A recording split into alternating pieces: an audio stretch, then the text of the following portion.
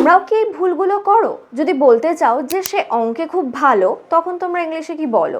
He is good in maths? No, this is incorrect. The correct one is he is good at maths. Because যখন আমরা কারোর কিছু expertise বোঝাই যে সে কোনো সাবজেক্টে বা কোনো স্কিলে ভীষণ এক্সপার্ট, তখন সেটার আগে আমরা অ্যাট প্রিপোজিশন বসাই।